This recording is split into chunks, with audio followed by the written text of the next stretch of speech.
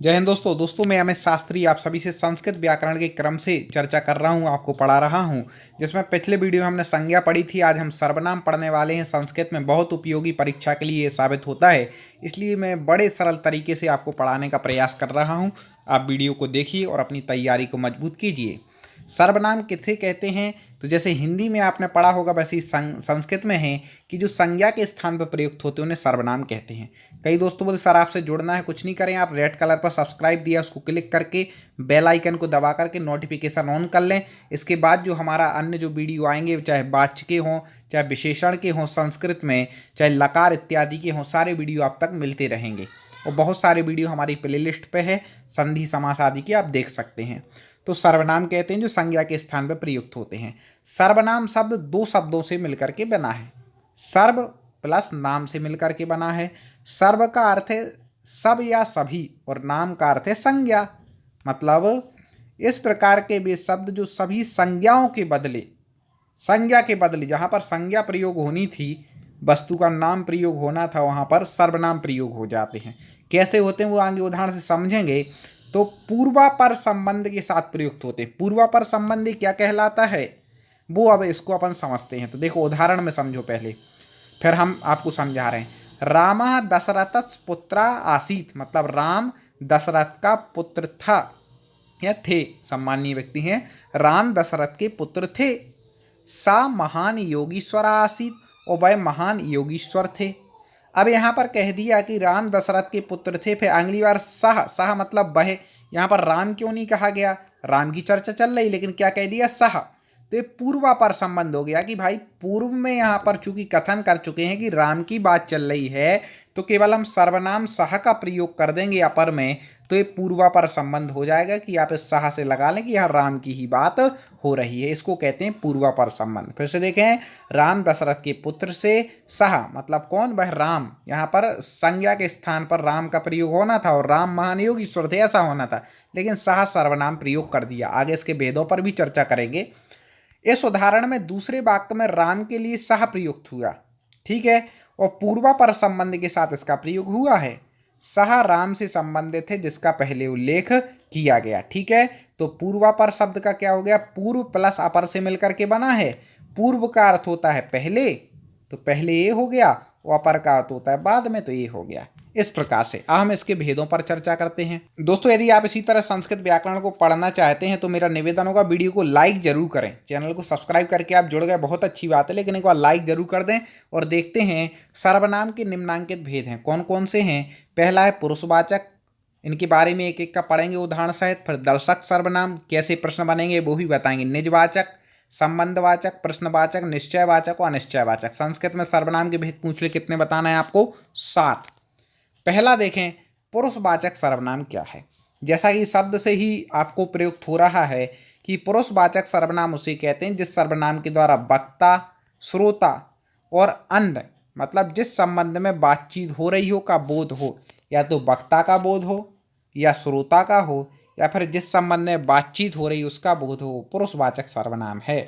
जैसे देखें, अस्मद, युष्मद और तद पुरुषवाचक सर्वनाम हैं जिनके रूप क्रमशः उत्तम, मध्यम पुरुष और अन्य पुरुष में प्रयुक्त होते हैं। उत्तम पुरुष आप जानते हैं, अहम, आवाम, वयम। मध्यम पुरुष त्वम, युवा, युवम। अन्य पुरुष सह, तौते, या प्रथम पुरुष भी जिसको कहते हैं। तो इस प्रकार से आप समझते हैं, तो वक्ता का, श्रोता का या अन्य का, इस प्रकार से। अब इसके उदाहरण हम देख लें तो आपको और क्लियर हो जाएगा। पहला उदाहरण है अहम आपणम गच्छामि, ठीक है। गच्छामि मतलब अहम मतलब मैं, आपणम मतलब होता है बाजार को, गच्छामि मतलब जाता हूँ, मैं बाजार जाता हूँ। तो यहाँ पर अहम क्या हो गया? पुरुषवाचक सर्वनाम हो गया, ठीक है ना। अहम क्या हो गया? पुरुषवाचक सर्वनाम हो गया। वक्ता को कह रहा है, वक्ता कह रहा है कि मैं बाजार जाता हूँ, तो वक्ता की बात आई थी, श्रोता की आई थी, इस प्रकार से अपन ने पढ़ा था। आवाम, आवाम भी संज्ञा के स्थान पर प्रयुक्त होता है, या तो वो अपना स्वयं का नाम ले लेता, नहीं तो उसकी जगह उसने क्या कह दिया? अहम कह दिया। एक किस पुरुष में आ गया? अहम। अहम आ गया उत्तम पुरुष में, ठीक है, तो ये भी हो गया। आवाम मतलब हम दोनों, ठीक है ना। सहतौते त्वम युवाम युम अहम आवाम वयम पढ़ चुके।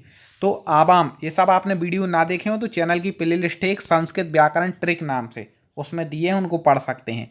आवाम मतलब हम दोनों, ग्रामम गच्छावः मतलब हम दोनों ग्राम जाते हैं, गांव को जाते हैं, आवाम हो गया। ये आवाम यहाँ पर क्या है, पुरुषवाचक सर्वनाम है।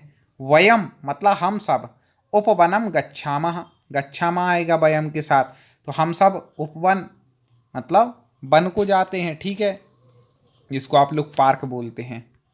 तुम पुस्तकम पठ, तुम पुस्तक पढ़ो, ठीक है ना। तुम यहाँ पर क्या है, सर्वनाम है, मध्यम पुरुष वाला सर्वनाम है, ठीक है ना। तुम युवाम मतलब तुम दोनों, जलम पिबतम तुम दोनों जल पियो। यूयम मतलब तुम सब, सायंकाले क्रीडत तुम सब सायंकाल को खेलते हो।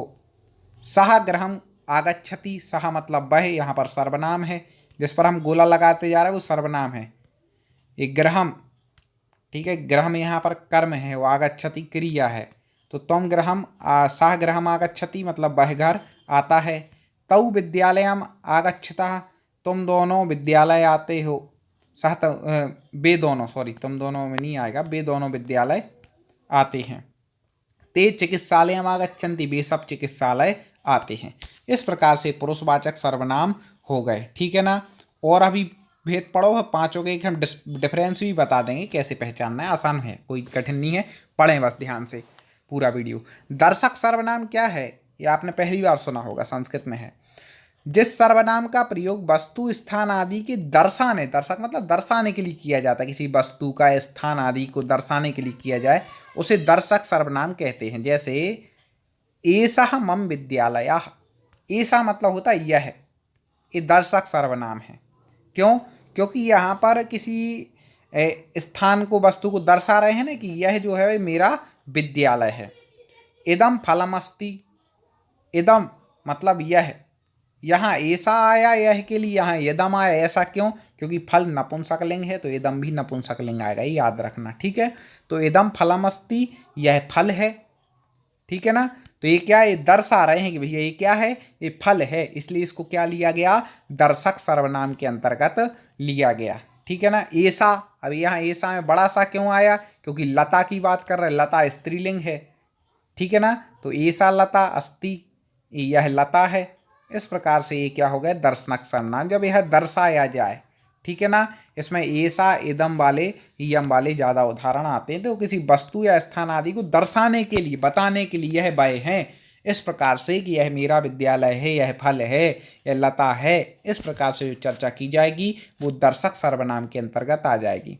आप पुरुष भाषा का आसानी से समझ जाएंगे, दर्शक भी समझ जाएंगे। आगे बढ़ जाते हैं, पूरे पढ़ लें आप पहले सातों, फिर आपको अंदाजा हो जाएगा कौन क्या है। निजवाचक सर्वनाम देखें, निज का अर्थ होता है स्वयं, ठीक है ना। तो जिस सर्वनाम का प्रयोग वक्ता या श्रोता अपने लिए मतलब स्वयं के लिए करता है, ठीक है ना, स्वयं के लिए कर रहा है, उसे निजवाचक सर्वनाम, उसको निजवाचक सर्वनाम कहते हैं। जैसे रामः स्वयं पठति मतलब राम स्वयं पढ़ता है, ठीक है, रामा स्वयं, तो यहाँ पर स्वयं क्या हो गया, निजवाचक सर्वनाम हो गया, ठीक है। अपने स्वयं की बात हो तो निजवाचक सर्वनाम, सरल है। संबंधवाचक सर्वनाम देखें, जिस सर्वनाम के माध्यम से वाक्य का परस्पर संबंध प्रकट होता है उसे संबंधवाचक सर्वनाम कहते हैं। जैसे देखें, त्वम यस्य खादसि तस्य कार्यमपि कुरु, तुम जैसा खादति खाते हो वैसे ही कार्य करो, ठीक है ना। सा करिष्यति मतलब वह करेगा, सा पठति वह पढ़ता है, सा भरिष्यति वह भरता है। इन वाक्यों में रेखांकित शब्द संबंध कारक सर्वनाम हैं, क्योंकि ये दोनों वाक्यों में संबंध प्रकट करते हैं, ठीक है। इनको वाक्यों को लगा लो एक साथ, तो ये क्या कर रहे हैं, आपस में संबंध प्रकट कर रहे हैं कि तुम यस्य खादसि तुम जैसा खाओगे, तस् वैसा कार्यमपि कुरु वैसा कार्य करो, ठीक है, खाते हो वैसा कार्य करो। सा करिष्यति वह कार्य करेगा जैसा खाएगा, सा पठति वह पढ़ता है। इस प्रकार से यहाँ पर क्या संबंध प्रकट हो रहे, तस्य क्या है, इसमें संबंधवाचक सर्वनाम है, ठीक है ना। इस प्रकार से आप लगा लेना। प्रश्नवाचक सर्वनाम देखें, प्रश्न पूछने के लिए जिस सर्वनाम का प्रयोग किया जाता है उसे प्रश्नवाचक सर्वनाम कहते हैं। प्रश्न पूछने के लिए तो इसमें क्या होगा, इसकी सबसे बड़ी पहचान एक प्रश्नवाचक चिन्ह लगा होगा, प्रश्न पूछा जाएगा। तो जैसे देखिए, विद्यालयम कहाँ गच्छति, मतलब विद्यालय, कहाँ मतलब कौन, गच्छति मतलब जाता है। तो यहाँ पर क्या हो गया, प्रश्नवाचक हो गया कि भाई पूछ रहा है विद्यालय कौन जाता है। सा सायंकाले किम करोति, वह शाम के समय किम मतलब क्या, करोति मतलब करता है। ठीक है, कहाँ मतलब होता है कौन, किम मतलब होता है क्या। तो इन वाक्यों में प्रश्नवाचक है, किम, कहा मतलब क्या, ये सब प्रश्नवाचक हैं। निश्चयवाचक, निश्चय मतलब जहाँ पर निश्चित हो, तो जिस सर्वनाम के द्वारा किसी निश्चित वस्तु या व्यक्ति की ओर संकेत किया जाए, निश्चित है जो, उसे निश्चयवाचक सर्वनाम कहते हैं। जैसे अयम मम ग्रामः, अयम, ठीक है, अयम मतलब यह है, मम ग्राम मेरा ग्राम है, मम विद्यालय मेरा विद्यालय है। इन वाक्य में रेखांकित शब्द निश्चयवाचक सर्वनाम है, क्योंकि विद्यालय निश्चितता या निश्चय सूचक है कि ये मेरा ही विद्यालय है। ठीक है ना, यहाँ पर निश्चयता का सूचक है, इसलिए यहाँ पर क्या आ जाएगा, निश्चयवाचक सर्वनाम आ जाएगा। पेपर में कैसे आते हैं, पेपर में वाक्य दे देगा और पूछेगा कि जैसे मान लो एक वाक्य दे दी, अयम मम ग्रामः, में निश्चयवाचक सर्वनाम है तो आपको लगाना है अयम है, या अयम मम ग्रामा में सर्वनाम है तो भी आपको अयम लगाना है, या अयम मम ग्रामः में 4 प्रकार के सर्वनाम के वो बता देगा कि इनमें से कौन सा है, तो निश्चयवाचक है। कैसे भी दे दें आपको पहचानना है। अनिश्चयवाचक मतलब जहाँ पर निश्चित नहीं हो, यहाँ पर फिक्स है कि भाई ये मेरा ग्राम है। ऐसे ही अनिश्चयवाचक सर्वनाम उसे कहते हैं जिस सर्वनाम के द्वारा किसी निश्चित वस्तु या व्यक्ति की ओर संकेत नहीं होता है। जैसे देखें यहाँ पर कह रहे हैं कि निश्चित वस्तु का बोध ना, जैसे कह रहे हैं विद्यालय कश्चित बालका पठति, मतलब विद्यालय में कश्चित में कोई बालक पढ़ते हैं। अब कोई निश्चय नहीं है कि भाई कौन है, कितने हैं, क्या हैं। सर्वेभ्यः ग्रामेभ्यः पुरुषा स्त्रियः च आगता, ठीक है ना। तो सर्वेभ्यः ग्रामेभ्यः मतलब सभी ग्रामों में पुरुष स्त्रियाँ आगता आती हैं। तो अब सर्वेभ्यः कितने गांव में, टोटल कितनी, यहाँ फिक्स संख्या नहीं है कि भाई सर्व में मतलब 100 भी आ सकते हैं, 1000 भी आ सकते हैं, 1 भी आ सकता है, 10 भी आ सकते हैं। तो यह निश्चित नहीं है, अनिश्चित है। तो इसमें कश्चित और सर्वेभ्यः ये अनिश्चयवाचक सर्वनाम हैं। ठीक है ना, कश्चित मतलब कितने, सर्वेभ्यः मतलब सभी। तो भाई यहाँ पर क्लियर नहीं है कि कितने हैं, तो निश्चय, और निश्चय में होता तो क्लियर हो जाता कि इतना ही है। इस प्रकार से यहाँ पर हो गया। अब एक बार हम सातों को सरल में देखते हैं। देखो ये भेद पड़े थे, पुरुषवाचक सर्वनाम सामान्य की वक्ता श्रोता इत्यादि का हो, अहम या तुम, यूयम इनकी बात हो। दर्शक जहाँ पर दर्शाया जाए कि येदम यम, इस प्रकार से। निजवाचक स्वयं की बात की जाए कि मैं स्वयं ऐसा करता हूँ। संबंधवाचक जहाँ पर संबंध बताया जाए, संबंध में षष्ठी विभक्ति होती है तो यहाँ तस् इत्यादि का प्रयोग हो। ठीक है ना। और प्रश्नवाचक सर्वनाम क्या होता है, जहाँ पर प्रश्न पूछा जाए, कहा, किम इत्यादि हो। निश्चयवाचक जहाँ पर निश्चित हो कि ऐसा, कि यह मेरे ही विद्यालय ही है, यह ऐसा ही है। अनिश्चयवाचक जहाँ पर कुछ निश्चित नहीं हो, कितने, ठीक है, कुछ, कोई, इस प्रकार से अनिश्चयवाचक सर्वनाम। तो इस प्रकार से होते हैं दोस्तों। आगे हमें पूरी व्याकरण क्रम से पढ़नी है, संज्ञा हो गए, सर्वनाम हो गए, और भी आगे हम बातचीत इत्यादि के वीडियो लाएंगे। आप जुड़े रहिए, चैनल को सब्सक्राइब कीजिए, वीडियो को लाइक जरूर कर लीजिए दोस्तों। कमेंट में बताइए कि आपको किस संस्कृत में किस चैप्टर में परेशानी आ रही है, तो वो अगला वीडियो हम लेकर के आएँ और आपकी तैयारी को मजबूत बना सकें और आप सफलता प्राप्त करें। मुलाकात करते हैं अगले वीडियो में। जय हिंद।